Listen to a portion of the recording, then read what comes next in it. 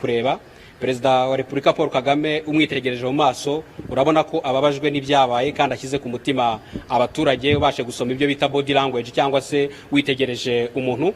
Ubu rero nyuma yo kuva muri centre ya Mahoko akagera muri iriya shuri rya Orphelinat Noel de Nyundo aho mugenzi wacu Freddy Ruterana yarari, ubu noneho tugeze ku ruganda rw'icyayi rwa Pfunda.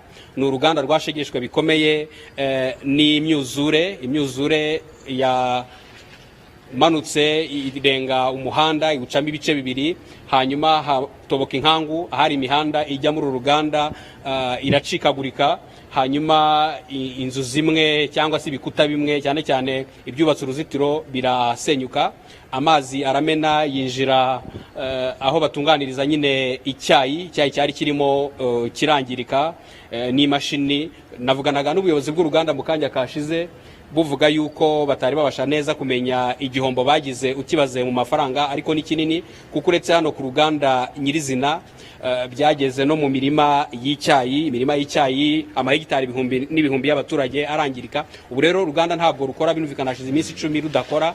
Ibyo rero byagize ingaruka kuho abaturage bagemura umusaruro w'ibyibura y'icyayi wasigaye, kimwe bakijyana za Nyabihu, ariko ntabwo ari ibintu byoroshye nkuko twakomeje kubigaragaza mu makuru yacu.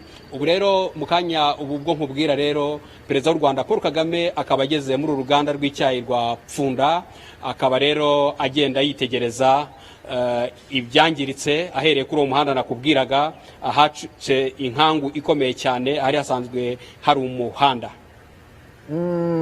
Yego Jean Pierre wari uvuze uti mu by'ukuri arareba ariko agashyira no ku mutima, hanyuma aho ngaho ageze muri Pfunda utubwiye ko uruganda rutagikora. Ese ukurikije uko wabibonye nk'ijisho ry'umunyamakuru, ni uruganda rubona ruzahaguma cyangwa birasaba ko ruzimurirwa ahandi?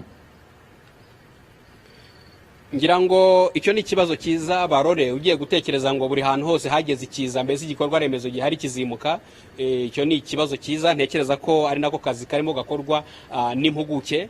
Ngira ngo mu byo bagomba kureba ni ukureba imiterere y'ibiza uko byaje, niba hari ubwirinzi bwashyirwaho cyangwa se niba hari ibyakimuka. Gusa uko twakomeje kuganira n'abayobozi, byanze bikunze hari ibikorwa bimwe bigomba kuzimuka bikavaho byari birimo n'inzu z'abaturage. Murazi ko imibare igaragaza ko inzu z'abaturage zirenga 6,000 zasenywe n'ibi biza biheruka, abaturage byishe ni 131. Ubwo rero babanje kureba ahari ibibazo kurusha ahandi, ahashyira ubuzima mu kaga kurusha ahandi, bakahemeza bakavuga ngo ahangaha ibikorwa byahava. Ariko nka hano muri Pfunda nabonye hari ibyo batangiye gusana inzitiro, batangiye gusana ibikuta, bigaragaza yuko rero bishoboka ko hashobora gusanwa, ahubwo hakarebwa uburyo nyine abantu turana n'ibi bishobora gutera ibibazo, bakareba aho bituruka, cyane cyane n'uyu mugezi wa Sebeya mwakomeje kugarukaho.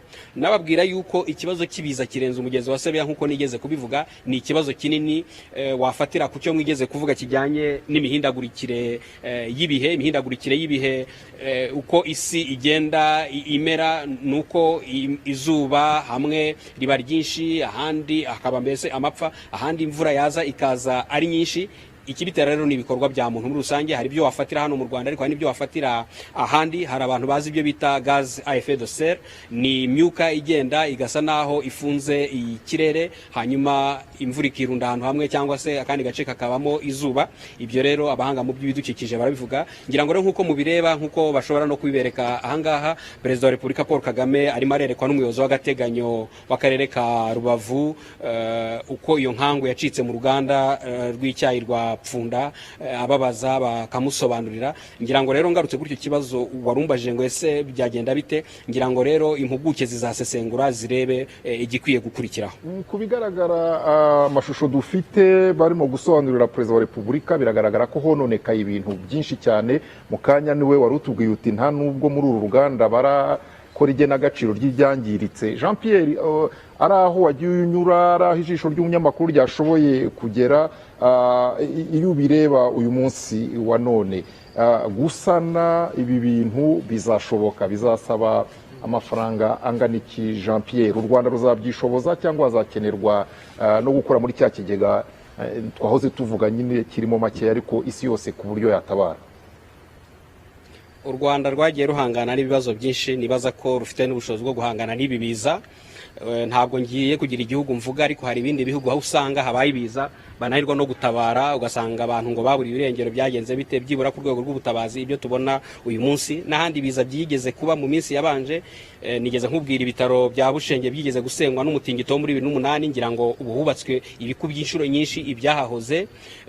Rero ndabona yuko igihugu gifite ubushobozi bwo guhangana byagitera birimo nibiza, ariko nanone nk'uko wabivuze, igihugu cyashyizeho n'uburyo ndetse n'abafatanyabikorwa mpuzamahanga nabo. Uribuka ko Minisitiri w'Ububanyi n'Amahanga aherutse kubwira abahagarariye ibihugu byabo mu Rwanda imiterere y'ibi biza. Wabonye ubutumwa bw'abayobozi bakomeye hirya no hino ku isi bafata mu mugongo u Rwanda. Ntabwo igihugu gikora cyonyine, gikora byinshi kuko birareba igihugu, ariko nanone abafatanyabikorwa baba mpuzamahanga. Nagira ngo tunagaruke ku ruhare rw'abaturage mu guhangana n'ibi biza. Ngira ngo wenda ntitwakunze kukigarukaho, aho amazi wasangaga yateye mu ngo, wasangaga abaturage yego bafatanyaga n'inzego z'umutekano, ingabo, polisi, ariko abaturage nabo bafasha bagenzi babo. Rero ndibaza yuko ku bufatanye bw'abaturage, ku bufatanye leta n'abandi bafatanyabikorwa, guhangana n'ibi biza birashoboka, ariko navuga ko bitoroshye. Warumbajije amafaranga. Minisiteri y'ibikorwa remezo yavuze yuko nko gusana ibikorwa remezo byangijwe n'ibi biza bisaba miliyari ngira ngo ni 110, ngira ngo ni 1/10 cy'ingengo y'imari y'umwaka ku gihugu. Hanyuma Minisiteri ishinzwe ibikorwa by'ubutabazi ivuga ko hakenewe miliyari 13 kugira ngo byibura hatuzwe abatuye ahababaje cyangwa hashyira ubuzima mu kaga kurusha ahandi. Iyo ni imibare y'agateganyo navuga ihari, ariko gutuza abaturage mu buryo burambye byo urabona ko ari urugendo rukomeza. Byanze bikunze ruzanasaba ko abaturage bagiramo imyumvire, hanyuma bakunganirana n'ingamba zashyizweho z'igihugu kugira ngo abantu babashe guhangana n'iki kibazo kibiza.